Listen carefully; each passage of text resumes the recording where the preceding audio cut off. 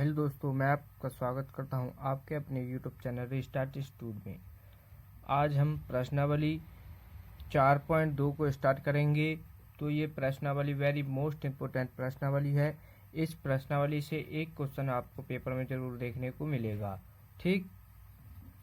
और ये पुराने बुक में एक्सरसाइज 4.3 है और न्यू बुक में 4.2 है।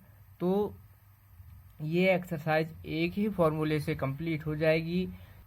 सबसे पहले इसके क्वेश्चंस को देख लेते हैं।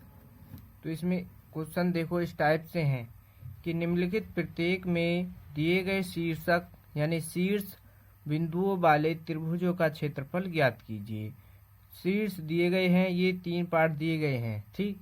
क्वेश्चन नंबर 1 के 3 पार्ट दिए गए हैं और ये क्या है, ये शीर्ष दिए गए हैं और इनके द्वारा हमको त्रिभुज का क्षेत्रफल ज्ञात करना है। तो सबसे पहले देखेंगे कि त्रिभुज का क्षेत्रफल होता क्या है और उससे हम क्वेश्चंस को सॉल्व कैसे करेंगे।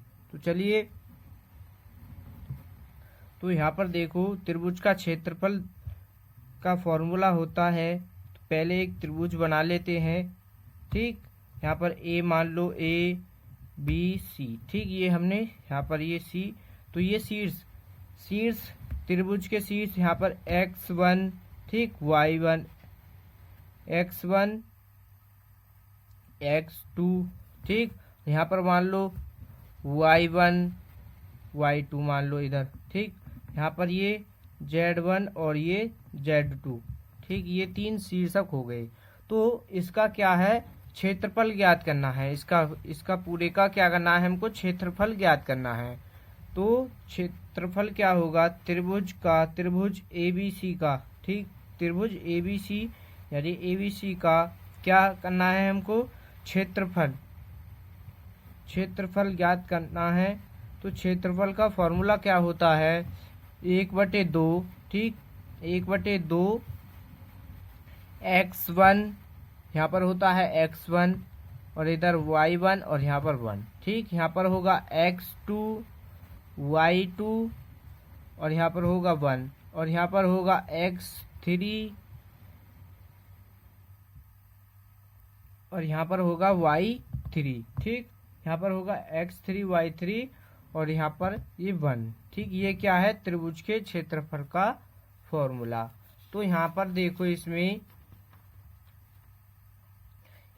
इसमें से ये शीर्षक यहाँ पर क्या होगा, यहाँ पर तो होगा x1, ये x2 नहीं, यहाँ पर होगा y1, ठीक। इस तरीके से शीर्षक इस तरीके से होंगे कि x1 y1 होगा, यहाँ पर क्या होगा x2 y2 होगा और यहाँ पर ये z नहीं, यहाँ पर होगा x3 और y3। ये होंगे इस त्रिभुज के शीर्षक और इसके द्वारा ये फॉर्मूला बन जाता है। त्रिभुज के क्षेत्रफल का फॉर्मूला ये है और इसके द्वारा हम क्वेश्चंस को सॉल्व करेंगे।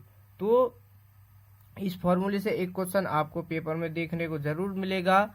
तो बच्चों, वीडियो पर नए हो तो वीडियो को लाइक कर देना और चैनल पर नए हो तो चैनल को भी सब्सक्राइब कर लें। तो चलिए एक्सरसाइज को स्टार्ट करते हैं, ठीक। इसमें देखो कहा है प्रत्येक दिए गए शीर्ष बिंदुओं वाले त्रिभुजों का क्षेत्रफल ज्ञात कीजिए, ठीक। तो यहाँ पर देखो इसमें 3 पार्ट दिए गए हैं। तो इसमें इसका फर्स्ट पार्ट सॉल्व करेंगे, ठीक। तो ये फर्स्ट पार्ट दिया गया है। तो यहाँ पर ये 3 शीर्षक दिए गए हैं, तो इनको लिख लो 1 0 6 0 और इधर 4, 3 ये शीर्षक दिए गए हैं। तो इनको हम क्या करेंगे, इनको मान लो यहाँ पर, इसको मान लो x1, यहाँ इसको मान लो y1 और इसको मान लो x2 y2 और इस वाले शीर्षक को मान लो x3 और y3, ठीक। ये हमने मान लिए हैं और हमको क्या करना है, इसका क्षेत्रफल ज्ञात करना है। ये त्रिभुज के शीर्षक दिए गए हैं। तो क्षेत्रफल का फॉर्मूला क्या होता है, त्रिभुज के क्षेत्रफल का फॉर्मूला अभी लिखाया था। क्षेत्रफल का फॉर्मूला 1/2 सारणी के अंदर होता है x1 y1 और इधर 1, x2 y2 1 और x3 y3 और इधर यहाँ पर 1, ये होता है फॉर्मूला। अब यहाँ पर इसके मान रख दो, तो यहाँ पर देखो 1/2 यहाँ पर x1 का मान देखो क्या है, यहाँ पर क्या है, x1 का मान 1, y1 का मान क्या है 0 और ये यहाँ पर 1, x2 का मान क्या है 6, ठीक, y2 का मान क्या है 0, ठीक, और यहाँ पर क्या है 1, और x3 का मान क्या है 4 और y3 का मान क्या है 3, ठीक, और यहाँ पर क्या है ये 1 और ये हमने इन सभी के मान रख दिए हैं। अब इसको आगे सॉल्व करेंगे तो देखो अब क्या करेंगे, इसका इस तरीके से आपको करने के बाद क्या करना है, यहाँ पर आप किसी के भी सापेक्ष विस्तार कर दें। तो हम क्या कर रहे हैं, इसका R1 का सापेक्ष इसका क्या कर रहे हैं विस्तार। तो यहाँ पर देखो लिखेंगे R1 के सापेक्ष विस्तार करने पर, R1 के सापेक्ष क्या कर दिया हमने, इसका विस्तार कर रहे हैं। तो यहाँ पर देखो विस्तार कैसे करते हैं, 4.1 में हम अच्छी तरीके से आपको समझा चुके हैं। तो आपने उस वीडियो को अभी तक नहीं देखा है तो उसको जल्द से जल्द देख लेना। यहाँ पर अब देखो इसका विस्तार करेंगे तो ये तो रहा बाहर, ठीक। विस्तार कैसे करते हैं, R1 के सापेक्ष कर रहे हैं तो सबसे पहले क्या करेंगे कि R1 वाली रो को दाबेंगे और फिर R1 को दाबेंगे और कॉलम यानी C1 को दाबेंगे। इस तरीके से यहाँ पर ये इस तरीके से दाबेंगे तो यहाँ पर क्या बचेगा 0 1 और 3 1 बच जाएगा, ठीक। यहाँ पर ये वाला बच जाएगा 0 1 3 1 बचेगा। तो यहाँ पर इसमें ये तो गुणा में आ जाएगा, ठीक, एक तो ये वाला गुणा में आ जाएगा यहाँ पर। अब जब ये बचेगा इसकी गुणा इसमें करोगे, एक की यानी 0 की 1 में और 3 की इसमें करोगे तो यहाँ पर आ जाएगा 0 और बीच में होता है माइनस, 3 की 1 में करोगे तो 3, ठीक। और फिर यहाँ पर होता है माइनस। अब फिर क्या करेंगे, इसको लेंगे 0 को लेंगे गुणा में और यहाँ पर देखो जब इसको दाबोगे यानी इसकी R1 वाली रो को और सेकंड कॉलम को दाबोगे तो 6 4 बच जाएगा और यहाँ पर बचेगा 1 1। तो जब 6 की गुणा इसमें करोगे 1 में तो यहाँ पर 6 और 4 की 1 में करोगे तो 4 बच जाएगा। अब फिर होता है प्लस, फिर ये वाला 1 आ जाएगा गुणा में। तो यहाँ पर अब क्या करेंगे कि R1 को दाबेंगे इसके और R1 को दाब लेंगे और C3 यानी कॉलम 3 को दाब लेंगे, इसको और इसको इस तरीके से इसको ढक लेंगे। तो यहाँ पर देखो 6 और 0 और 4 और 3 बच जाएगा और 6 की गुणा 3 में कर दोगे तो यहाँ पर हो जाएगा 18 और 4 की 0 में कर दोगे तो यहाँ पर हो जाएगा 0, ठीक। यहाँ तक ये आपको अच्छी तरीके से समझ आ गया होगा। तो अब देखो आगे करेंगे, यहाँ पर 1/2, ठीक, और ये 1 गुणा में। अब देखो ये 0 है, इसको हटाओ, यहाँ पर क्या बचेगा माइनस का 3, ठीक। अब 0 की गुणा अब इसमें करोगे अंदर यानी ये 6 और इसको माइनस करोगे तो यहाँ पर क्या आ जाएगा 2 और 2 की गुणा 0 में करोगे तो वो क्या हो जाएगा टोटल 0 हो जाएगा, ठीक। प्लस यहाँ पर ये वाला, अब ये 1, अब यहाँ पर क्या है ये 0 है और गुणा में क्या है इधर, यहाँ पर ये 18 आ जाएगा, यहाँ से 0 को हटा देंगे। तो अब देखो यहाँ पर क्या आ जाएगा, यहाँ पर आएगा 1/2, ठीक। इसकी गुणा इसमें करोगे तो माइनस का 3 आ जाएगा यहाँ से। अब ये 1 की गुणा 18 में कर दो तो यहाँ पर क्या आ जाएगा 18, ठीक। अब यहाँ पर 2 से इसको, ये क्या है यहाँ पर प्लस, ये इतना क्या है इतना इसके बाहर है, ये यहाँ पर 2 और ये माइनस का 3 और ये क्या आ जाएगा 18। तो इसको आप माइनस करोगे तो यहाँ पर ये आएगा 1/2, ठीक। 1/2 ये वाला, इसको माइनस करोगे तो गुणा में क्या आ जाएगा 15/2 आ जाएगा। तो अब इसका आंसर या तो आप 15/2 वर्ग इकाई लिख दो, ठीक। क्षेत्रफल क्या होता है वर्ग इकाई में होता है, तो या तो आप इसको 15/2 वर्ग इकाई लिख दो, वो भी आपका सही आंसर होगा। या फिर आप लिख सकते हैं 7 सही बटे में लिख दो, या फिर 7 सही 1/2 क्या लिख दोगे वर्ग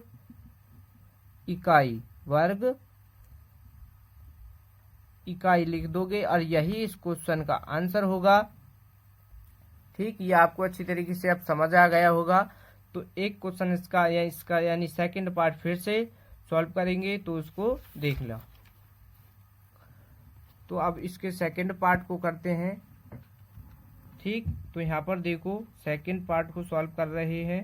तो इसमें शीर्षक क्या दिए गए हैं, 2, 7, एक शीर्षक ये दिया गया है और एक दिया है 1, 1 और दूसरा दिया गया है 10, 8 ये शीर्षक दिए गए हैं। तो यहाँ पर अब देखो, ठीक, तो इसका क्या करना है, इसको आप x1 मानोगे, y1 मानोगे, यहाँ पर इसको x2 मानोगे, इसको y2 मानोगे, इसको x3 मानोगे और इसको y3। ठीक, ये हमने मान लिए हैं। इसी तरीके से आपको सभी क्वेश्चनों में मानना है। और इसको क्या करना है, त्रिभुज का क्षेत्रफल ज्ञात करना है। त्रिभुज का क्षेत्रफल ज्ञात करना है। तो 1/2 ये इसका फॉर्मूला होता है, x1, x2, x3, y1, y2, y3, 1, 1, 1 ये है इसका फॉर्मूला। इन सभी मानों को रखोगे तो यहाँ पर इस सभी मानों को रखेंगे तो यहाँ पर ये 1/2 x1 का मान क्या है 2, x2 का मान है 1, ये वाला x3 का मान क्या है 10, y1 का मान है 7, y2 का मान है 1 और y3 का मान है 8 और यहाँ पर 1, 1, 1 ये है मान। ठीक, यहाँ तक। अब क्या करेंगे, फिर से इसका क्या करेंगे, r1 के सापेक्ष इसका विस्तार कर देंगे। तो r1 के सापेक्ष विस्तार करने पर, इसका r1 के सापेक्ष विस्तार कर रहे हैं। ठीक, तो देखो ये 1/2 तो गुणा में रहेगा बाहर। ठीक, यहाँ पर और ये अब क्या करेंगे, इसको r1 के सापेक्ष कर रहे हैं तो पहले 2। ठीक, यहाँ पर ये क्या आ जाएगा, पहले 2 गुणा में आएगा। ठीक, 2 आएगा तो इसमें क्या करेंगे, इसकी पंक्ति यानी इसकी r1 और c1 यानी स्तंभ 1 और पंक्ति 1 को दाबेंगे तो यहाँ पर बचेगा, इसको इस तरीके से दाबेंगे, यहाँ पर ये इस तरीके से दाब लेंगे तो यहाँ पर क्या बच जाएगा, 1, 1 और 8 1 बचेगा। तो 8 यानी 1 की गुणा 1 में करोगे 1 और 8 की 1 में करोगे 8 आ जाएगा। यहाँ पर माइनस होगा बीच में, फिर ये वाला 7 आएगा गुणा में। ठीक, इसी तरीके से फिर इसकी पंक्ति 1 को दाबेंगे, इसको और फिर इसको दाबेंगे। ठीक, C2 को। तो यहाँ पर देखो ये बचेगा 1, 10, 1, 1, 1 की गुणा 1 में करोगे तो 1, 10 की गुणा 1 में करोगे तो यहाँ पर आ जाएगा 10 और फिर यहाँ पर प्लस का होता है और ये वाला 1 आ जाएगा। फिर इसको दाबोगे, इसकी पंक्ति 1 और इसके स्तंभ तीसरे को दाबोगे तो यहाँ पर 1, 1, 10 और 8 बचेगा और फिर इसकी गुणा इसमें करोगे तो 8 आ जाएगा और इसकी इसमें 1 में करोगे तो यहाँ पर आ जाएगा 10। ठीक, यहाँ तक ये आपको समझ आ गया होगा। तो देखो अब 1/2 यहाँ पर ये गुणा में है, अब इसमें यहाँ पर देखो 2। ठीक, इसको माइनस करोगे तो यहाँ पर क्या आ जाएगा, माइनस का 7 आ जाएगा। ठीक, अब ये माइनस ये वाला 7। ठीक, इससे इसको माइनस करोगे तो माइनस का 9 बचेगा, यहाँ से माइनस करने के बाद ये प्लस का 1। अब यहाँ पर क्या है 8, इसको माइनस करोगे तो यहाँ पर क्या आ जाएगा, माइनस का 2 आ जाएगा। माइनस का 2 आएगा तो यहाँ पर अब इसको सॉल्व करेंगे आगे। ठीक, तो ये तो हो जाएगा, इसकी गुणा करोगे 7 की 2 में तो यहाँ पर हो जाएगा ये 14 और वो भी हो जाएगा माइनस का। अब ये 7 माइनस का है और 9 भी माइनस का है तो यहाँ पर क्या आ जाएगा, माइनस माइनस तो हो जाएगा प्लस का। ठीक, और इसकी गुणा करोगे तो यहाँ पर क्या हो जाएगा 63। अब ये प्लस, यहाँ पर ये प्लस है और फिर 1 की गुणा इसमें -2 में करोगे तो वो क्या हो जाएगा, यहाँ से माइनस का 2 आएगा क्योंकि ये माइनस का है, ये यहाँ पर प्लस है तो प्लस माइनस होता है माइनस और इसलिए यहाँ पर आ जाएगा माइनस। तो अब इसको आगे माइनस करेंगे, माइनस प्लस जो भी होगा। तो यहाँ पर देखो ये माइनस का 2 है और ये माइनस का 14 है और ये क्या हो जाएगा माइनस का 16। तो ये 63 माइनस का 16 आ जाएगा और इसको यहाँ से फिर से माइनस करोगे तो यहाँ पर देखो ये क्या आ जाएगा 63 में से इसको 16 को माइनस करोगे तो वो क्या आएगा 47। ठीक, 47 आ जाएगा ये। तो 47 आएगा तो इसको अब या तो इसको यहाँ पर इस तरीके से लिख दो 47/2 वर्ग इकाई। ठीक, ये भी इस क्वेश्चन का आंसर है। ठीक, या फिर आप सही बटे में लिखना चाहो तो उसको लिख सकते हैं 23 सही 1/2 वर्ग इकाई। ठीक, इस तरीके से भी लिख सकते हैं। तो ये इस क्वेश्चन का आंसर है, इसके सेकंड पार्ट का। इसका थर्ड पार्ट ये है, देखो ये इसका थर्ड पार्ट है। ये आपको होमवर्क में दिया जा रहा है, आपको इसको सॉल्व करना है। सॉल्व करने के बाद आपको बताना है कमेंट में कि हो गया या नहीं। अगर नहीं होता है तो कमेंट में बता देना कि नहीं हुआ है, तो इसके नेक्स्ट लेक्चर में इस क्वेश्चन को हम सॉल्व करा देंगे। तो अब क्या है, इसके क्वेश्चन नंबर 2 को सॉल्व कर देते हैं। ठीक, क्वेश्चन नंबर 2 को सॉल्व करेंगे तो यहाँ पर देखो ये क्वेश्चन नंबर 2 है कि दर्शाइए कि बिंदु ए, बी और सी, ये 3 बिंदु दिए गए हैं और बताना है हमको कि ये सररेख है। तो सबसे पहले देखो कि सररेख होता कब है।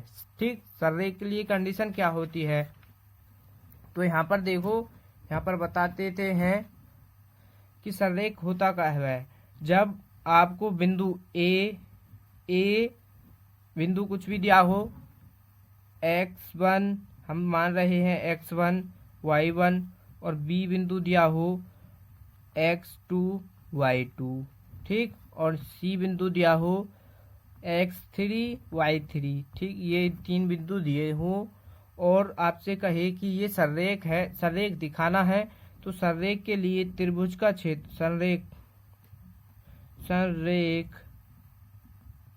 है, तो सररेख है, तो सररेख के लिए क्या करते हैं कि त्रिभुज का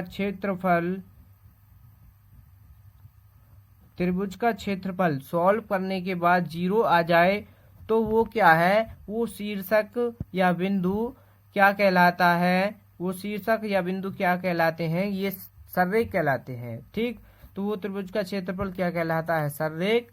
तो सररेख के लिए क्या कंडीशन होती है कि त्रिभुज का क्षेत्रफल हर हाल में आपको 0 दिखाना होगा। ठीक, तो अब सॉल्व करते हैं इसके सेकंड क्वेश्चन को। तो यहाँ पर देखो ये इसके बिंदु दिए गए हैं, तो सबसे पहले इन बिंदु को लिख लेते हैं। ए बिंदु दिया है a, b + c, ये दिया है। ठीक, और बी बिंदु दिया है b, c + a, और सी देखो सी बिंदु दिया है c, a + b। ठीक, ये बिंदु दिया है। ठीक, ये 3 बिंदु दिए हैं। तो सबसे पहले क्या करेंगे, हम इसको x1 मान लो, इसको y1, और इसको x2 और इसको y2। यहाँ पर इसको x3 मान लो और इसको y3 मान लो। ठीक, ये हमने मान लिए हैं। अब क्या करेंगे, इसका यहाँ पर फिर से क्या करेंगे, त्रिभुज का क्षेत्रफल का फॉर्मूला लिखेंगे। तो त्रिभुज का क्षेत्रफल, तो इसका फॉर्मूला क्या होता है, 1/2 x1, यहाँ पर होगा x2, यहाँ पर होगा x3, y1 y2 y3, 1 1 1, ये होता है त्रिभुज का क्षेत्रफल का फॉर्मूला। ठीक, इस फॉर्मूले को आप जरूर याद कर लेना, क्योंकि इस क्वेश्चन अगर आपको ये फॉर्मूला नहीं याद होगा तो आप क्वेश्चंस को नहीं कर सकते। ठीक, तो यहाँ पर अब क्या करेंगे, इन सभी मानों को रखेंगे। तो ये 1/2 अब यहाँ पर x1 का मान क्या है, a। ठीक, y1 का मान रखें तो y1 का मान क्या है, b + c, ये है। अब यहाँ पर क्या है, इधर तो 1 है। अब यहाँ पर x2 का मान देखो, x2 का मान क्या है, v, और x2 का मान क्या है, v, और x3 का मान यहाँ पर देखो क्या है, ये वाला c। अब यहाँ पर y2 का मान रखना है, तो y2 का मान है c + a, और y3 का मान है a + b, 1 1, ये हमने मान रख दिए हैं।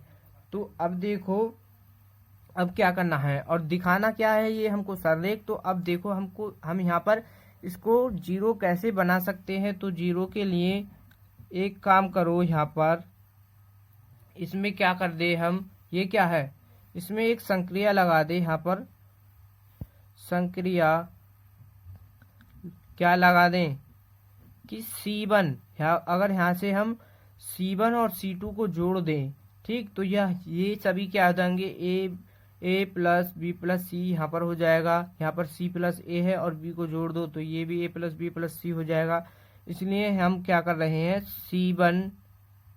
C1 में चेंज कर रहे हैं, क्या C1 प्लस C2 कर रहे हैं, ये क्या संक्रिया लगा रहे हैं। तो यहाँ पर देखो अब क्या C1 में चेंज कर रहे हैं, तो यहाँ पर देखो A, ठीक, C1 का मान तो A है, प्लस C2 का मान क्या है, B प्लस सी, तो यहाँ पर B प्लस सी कर देंगे, ठीक।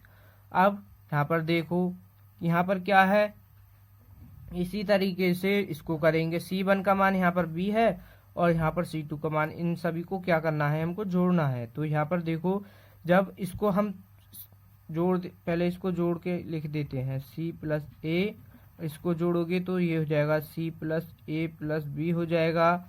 और यहाँ पर ये इसमें चेंज नहीं किया है तो ये एज इट इज रहेगा, ठीक, A प्लस बी, और इधर क्या है 1 1 1, ठीक, ये यहाँ, ठीक। अब यहाँ पर देखो A प्लस बी प्लस सी, यहाँ पर क्या है ए बी, यहाँ पर A इधर लिखा हुआ है, B इधर, यहाँ पर C लिखा हुआ है। इसी तरीके से यहाँ पर A है, यहाँ पर B है, यहाँ पर C है।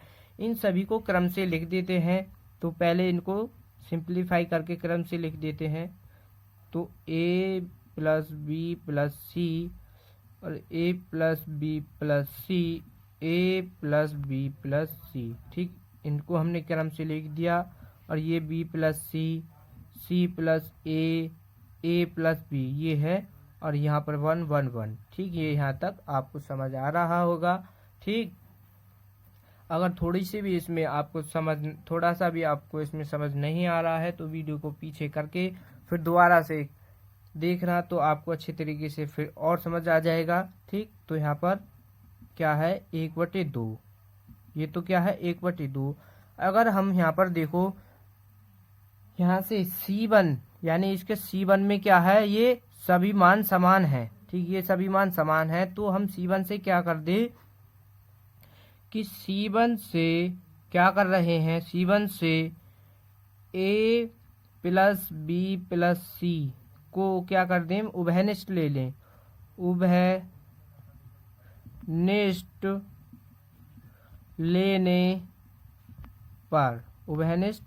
पर, तो उभयनिष्ठ लेंगे तो ये बाहर आ जाएगा। तो यहाँ पर ये 1/2 और ये A प्लस बी प्लस सी, ये यहाँ पर बाहर आ जाएगा। और यहाँ से ये जब बाहर आ जाएगा तो यहाँ पर क्या बचेगा 1 1 1, यहाँ से ये सब 1 हो जाएगा। और B प्लस सी बचेगा यहाँ पर, और यहाँ पर ये C प्लस ए और A प्लस बी, और इधर क्या है 1 1 1, ठीक, यहाँ तक ये। अब आपको दिखाई दे रहा होगा कि इसके दो स्तंभ यानी C1 और C3 समान है। तो यहाँ C1 और C3 समान है, तो इसलिए इस सारणिक का मान 0 हो जाएगा। तो यहाँ पर लिख दो C1 बराबर है C3 के, तो यहाँ पर ये 1/2 और A प्लस बी प्लस सी ये है, और इस सारणी का मान क्या हो जाएगा 0, ठीक, इस सारणी का मान 0 हो जाएगा। जब 0 की गुणा इसमें करोगे तो टोटल इसका मान क्या आ जाएगा 0, और यही इस क्वेश्चन का आंसर है, यही इसमें हमको प्रूफ करना था। अगर हम यहाँ पर 0 दिखा दिया है हमने, तो ये क्या है कि ये सररेख है, ठीक, ये इस सररेख है, तो इसलिए यहाँ पर ये इसका मान 0 आ चुका है, और ये ही हमको इसमें प्रूफ करना था।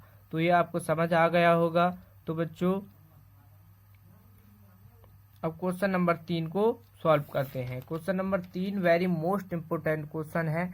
इस टाइप का क्वेश्चन आपको पेपर में 100% आपको पेपर में देखने को मिलेगा। पिछली बार भी आपको आपके पेपर में ये आया था, ठीक। तो यहाँ से एक क्वेश्चन आपको पेपर में देखने को मिलेगा। तो इसमें देखो क्या करना है। क्वेश्चन नंबर 3 में प्रत्येक में k का मान ज्ञात कीजिए यदि त्रिभुज का क्षेत्रफल 4 वर्ग इकाई है जहाँ शीर्षक बिंदु निम्नलिखित हैं। ठीक, तो क्वेश्चन नंबर 3 में एक दो पार्ट दिए गए हैं। ठीक, तो के का मान ज्ञात करना है और यहाँ पर क्या है, ये 4 वर्ग इकाई क्षेत्रफल पहले ही दे दिया गया है। तो इसको देखो किस तरीके से सॉल्व करेंगे। तो यहाँ पर इसका फर्स्ट पार्ट सॉल्व कर रहे हैं हम। तो यहाँ पर देखो, ठीक, तो इसमें ये 3 शीर्षक दिए गए हैं। तो सबसे पहले क्या कर रहे हैं हम, इसमें इसको x1, इसको x1 मान लो, इसको y1, इसको x2, इसको y2 और इसको x3 और इसको y3 मान लिया। ठीक, और हमको क्या करना है, इसमें इसका k का मान ज्ञात करना है। तो देखो इसके फर्स्ट क्वेश्चन को कैसे सॉल्व करेंगे। तो सबसे पहले त्रिभुज का क्षेत्रफल, इसी फॉर्मूले से ये पूरी एक्सरसाइज कंप्लीट हो जाएगी। तो यहाँ पर देखो 1/2 x1 x2 x3 y1 y2 y3 और 1 1 1। ठीक, ये यहाँ पर दिया गया है। ये क्या है, इसका फॉर्मूला, त्रिभुज के क्षेत्रफल का फॉर्मूला। और ये सभी, इन सभी के मान रखने हैं। तो यहाँ पर देखो 1/2। ठीक, यहाँ पर ये 1/2 और यहाँ पर क्या है, x1 का मान देखो क्या है, k। यहाँ पर x1 का मान k है और y1 का मान क्या है, 0 और ये 1। x2 का मान क्या है, 4, x2 का मान 4, y2 का मान 0 और x और इसका मान क्या है यहाँ पर 1 और x3 का मान क्या है, 0। x3 का मान 0 है और y3 का मान क्या है, 2 और इसका यहाँ पर क्या है, 1। ठीक, अब यहाँ पर देखो ये रख दिया। अब त्रिभुज का क्षेत्रफल, त्रिभुज का क्षेत्रफल देखो क्या दिया गया है, त्रिभुजों का क्षेत्रफल क्या दिया गया है, 4 वर्ग इकाई। क्षेत्रफल को हम 4 यानी वर्ग इकाई में लिखते हैं। तो इसका मान क्या है, क्षेत्रफल का मान 4 दिया गया है। अब देखो यहाँ पर ये प्लस माइनस में लेना होगा, प्लस माइनस में लेना होगा, क्योंकि इसमें कहा नहीं है कि ये प्लस का है या माइनस का, इसलिए हमको प्लस या माइनस में लेना होगा। तो हमने इसका मान यहाँ पर त्रिभुज के क्षेत्रफल का मान 4 लिख दिया है प्लस माइनस में। तो अब यहाँ पर इससे आगे देखो कैसे सॉल्व करेंगे। अब फिर से यहाँ पर क्या कर दें, देखो r1 के सापेक्ष इसका फिर से विस्तार करेंगे। तो यहाँ पर लिखेंगे r1 के सापेक्ष, r1 के सापेक्ष विस्तार करने पर, विस्तार करने पर इसका विस्तार कर रहे हैं। तो यहाँ पर देखो अब इसका मान तो प्लस माइनस का 4 है ही और यहाँ पर ये क्या है, 1/2। अब इसका विस्तार करेंगे तो इसमें देखो यहाँ पर पहले क्या आएगा, के को लोगे आप के, तो यहाँ पर के और फिर इसकी पंक्ति 1 और पंक्ति यानी स्तंभ 1 को ढकोगे। तो यहाँ पर 0 1 बचेगा और 2 1 बचेगा। जब 0 की गुणा 1 में करोगे तो 0 हो जाएगा और 2 की इसमें करोगे तो यहाँ पर क्या आ जाएगा, माइनस का 2, क्योंकि बीच में माइनस होता है। फिर होता है यहाँ पर माइनस और ये 0 है, तो इसमें कुछ भी कर दो इसका मान सभी 0 हो जाएगा। तो यहाँ पर इसलिए इसको छोड़ दो, यहाँ पर 0 ही रहेगा। ठीक, अब यहाँ पर ये वाला 1। ठीक, अब यहाँ पर देखो इसकी पंक्ति 1 और स्तंभ 1 को इस तरीके से ढकेंगे। तो यहाँ पर 4 0 और 0 2 बचेगा। तो जब 4 की 2 में करोगे गुणा तो 8 और 0 की 0 में तो यहाँ पर 0। ठीक, यहाँ तक ये कंप्लीट हो चुका है। अब देखो यहाँ पर प्लस माइनस का 4 बराबर 1/2 है और ये के 0, जब ये माइनस का 2 है और ये इसके गुणा में ही तो है, यहाँ पर क्या आ जाएगा, माइनस का 2k हो जाएगा। अब ये 0 है, इसको हटाओ और यहाँ पर क्या है, प्लस का 1। अब इसमें क्या है, 8 माइनस का 0, इसको क्या माइनस करेंगे, तो इसलिए यहाँ पर ये हो जाएगा 1 गुणा 8 इस तरीके से। अब इस ये वाला 2 है, इसकी यहाँ पर इसको यहाँ पर ले आएंगे तो यहाँ पर इसका क्या हो जाएगा, गुणा हो जाएगी इसकी। तो ये हो जाएगा 4 दूनी 8 बराबर माइनस का 2k, माइनस का 2k हो जाएगा। अब इसकी गुणा इसमें कर दोगे तो यहाँ पर क्या हो जाएगा 8। ठीक, ये आपको यहाँ तक अच्छी तरीके से समझ आ रहा होगा। तो अब अब यहाँ से क्या करेंगे, के का मान ज्ञात करेंगे। अब इसमें के मान भी 2 ज्ञात होंगे, क्योंकि एक बार प्लस में लेना होगा और इसमें एक बार माइनस में लेना होगा। तो सबसे पहले इसका प्लस चिन्ह लेते हैं, तो यहाँ पर लिख दो धनात्मक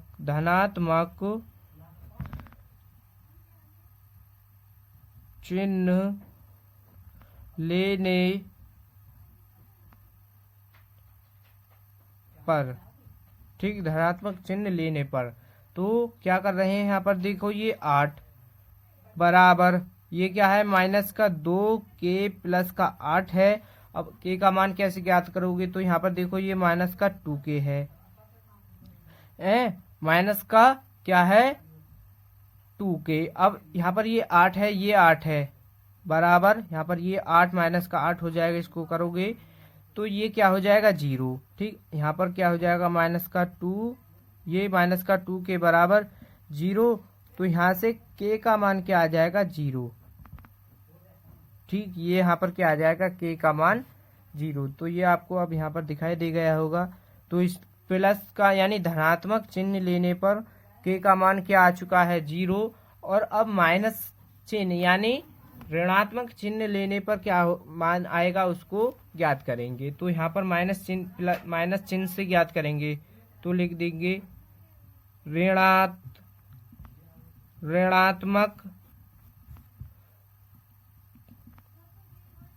चिन्ह लेने पर, ऋणात्मक चिन्ह लेने पर। तो अब इस 8 को हम एक बार माइनस में लेंगे, तो माइनस का 8 बराबर माइनस का 2 के प्लस का 8 हो जाएगा, ठीक। तो माइनस का 8 और यहाँ पर जब ये प्लस का 8 है इधर को लाओगे तो ये भी माइनस का 8 होगा और ये माइनस का 2 के हो जाएगा, ठीक, बराबर माइनस का 2 के। इसको ऐड करोगे तो माइनस का 16 बराबर माइनस का 2 के हो जाएगा और माइनस से माइनस कैंसिल हो जाएगा। और यहाँ से इसको इस तरीके से लिख दो 2 के बराबर 16। अब इसको 2 से इसको डिवाइड, ये इसमें भाग मार दो, तो यहाँ पर के का मान क्या आ जाएगा 8, ठीक। के का मान क्या आ चुका है 8। तो इसमें एक तो ये आंसर हो गया, ठीक, के का मान 8 आ चुका है, ठीक। और एक ही क्या आया है 0। तो यहाँ पर के मान 2 आ चुके हैं। तो आपको इस तरीके से इसको सॉल्व करना है, ठीक। तो इसमें इसका फर्स्ट पार्ट कंप्लीट हो चुका है। तो इसमें इसका सेकंड पार्ट आपको होमवर्क में दिया जा रहा है। तो आपको इसी तरीके से आपको इसको सॉल्व करना है, बड़े आसानी से ये सॉल्व हो जाएगा, ठीक। तो अब इसमें देखो इसके अगले प्रश्न को सॉल्व करते हैं। तो इसमें देखो प्रश्न संख्या 4 में देखो कि सारणिकों का प्रयोग करके ये बिंदु दिए गए हैं और ये बिंदु दिए गए हैं को मिलाने वाली रेखा का समीकरण। तो क्वेश्चन नंबर 4 आपको पेपर में कभी भी पूछने को नहीं दिया गया, क्वेश्चन नंबर 4 आपसे पेपर में नहीं पूछा जाएगा और ना ही ये अभी तक पूछा गया है, तो इसलिए इसको छोड़ देते हैं।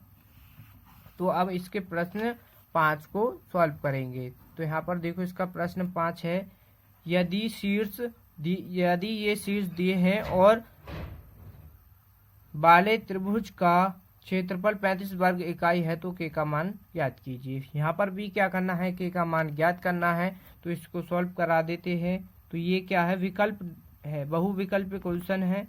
तो यहाँ पर देखो शीर्ष लिख लो पहले, क्या है 2 माइनस का 6 और 5 और ये 4 के 4, ठीक। ये शीर्ष दिए गए हैं, ये क्या है शीर्ष, ठीक। अब क्या है, त्रिभुज का क्षेत्रफल दिया गया है, क्षेत्रफल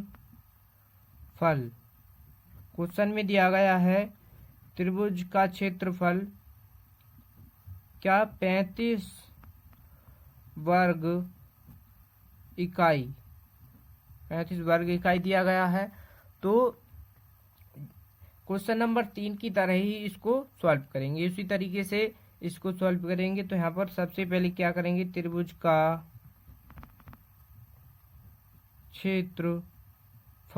त्रिभुज का क्षेत्रफल लिखोगे, यानी इसका फॉर्मूला क्या हो, फॉर्मूला लिखोगे। फॉर्मूला है x1 x2 x3 y1 y2 y3 1 1 1। ठीक, ये है इसका फॉर्मूला।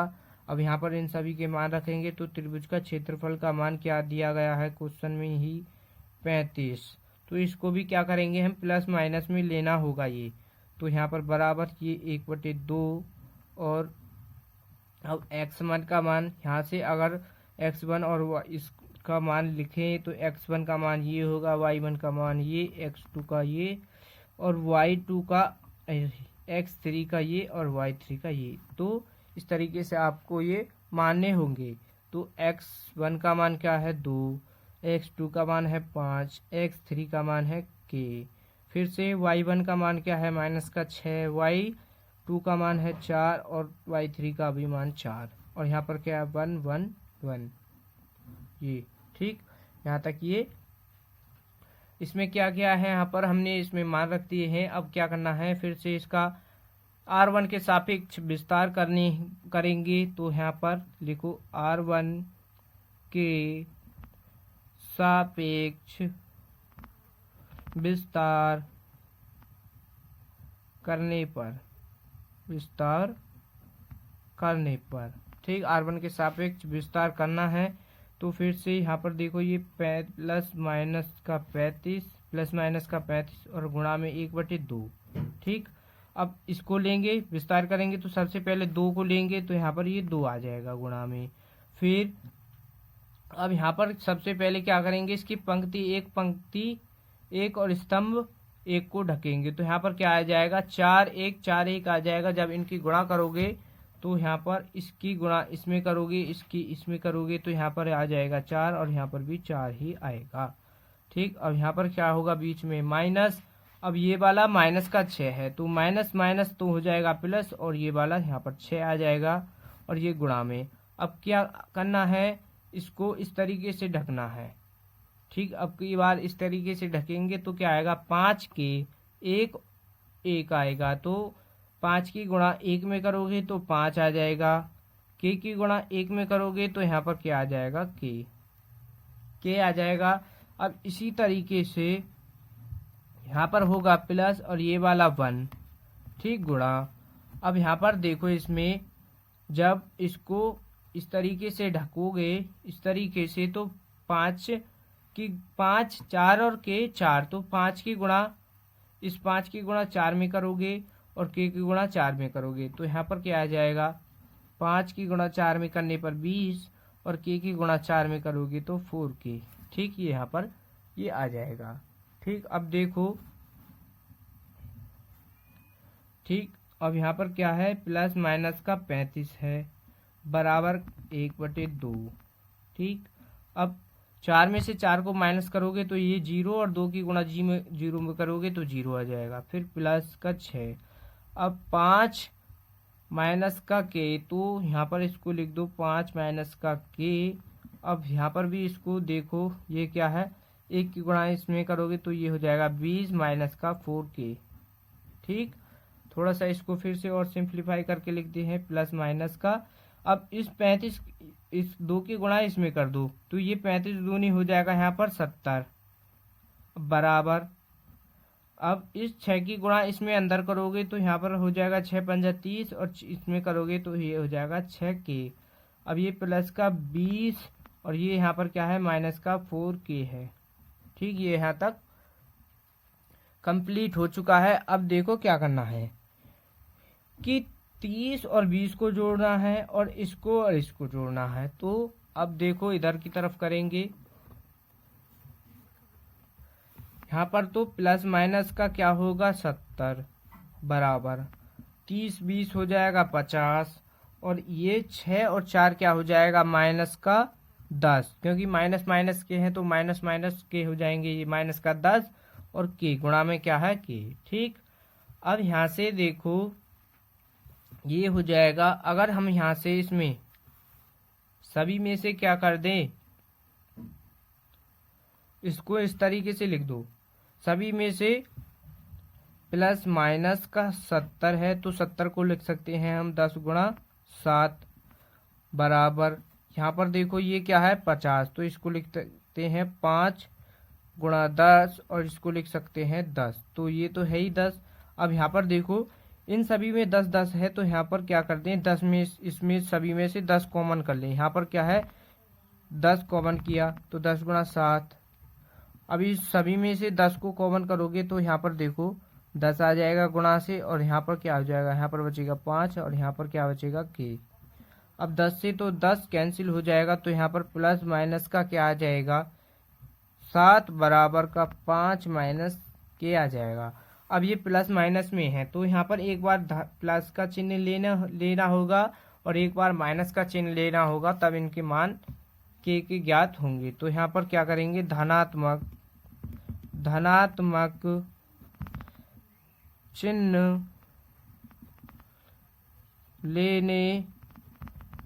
धनात्मक चिन्ह लेने पर, तो 7 को हम लिख रहे हैं प्लस में, तो बराबर का 5 माइनस k हो जाएगा।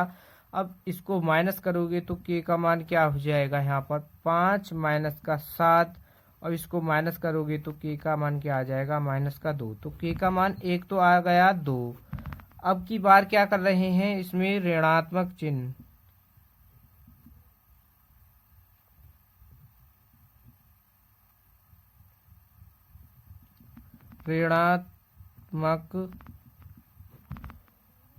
चिन्ह लेने पर ऋणात्मक चिन्ह ले रहे हैं। तो यहाँ पर देखो 7 को लेंगे अब की बार माइनस का, बराबर 5 माइनस का k है। अब की बार माइनस करोगे इसको तो यहाँ पर देखो क्या हो जाएगा, ये k बराबर 5। अब ये देखो यहाँ पर क्या है माइनस का है, इधर को आएगा तो यहाँ पर ये हो जाएगा 7 प्लस का 7 हो जाएगा, इधर को आएगा और k बराबर इसको जोड़ोगे तो 7 5 12, k का मान क्या आ जाएगा 12। ठीक, जब यहाँ से k का मान 12 आएगा तो अब देखो इसमें एक k का मान आया है 12 और एक k का मान आया है माइनस का 2। तो इसमें देखो विकल्प नंबर क्या है, विकल्प नंबर डी 12 और माइनस का 2, तो विकल्प नंबर डी इसमें सही होगा और यही इस क्वेश्चन का क्या है आंसर। ठीक, तो ये एक्सरसाइज कंप्लीट हो चुकी है, क्वेश्चन नंबर 5 भी आपका कंप्लीट हो चुका है। तो बच्चों इस चैनल पर फुल कोर्स फ्री में पढ़ाया जाता है, सभी सब्जेक्ट को आपको फ्री में कंप्लीट कराया जाएगा। तो चैनल पर नए हो तो चैनल को सब्सक्राइब कर लें और वीडियो को भी लाइक कर दें और अपने दोस्तों के पास ज़्यादा से ज़्यादा वीडियो को शेयर कीजिएगा।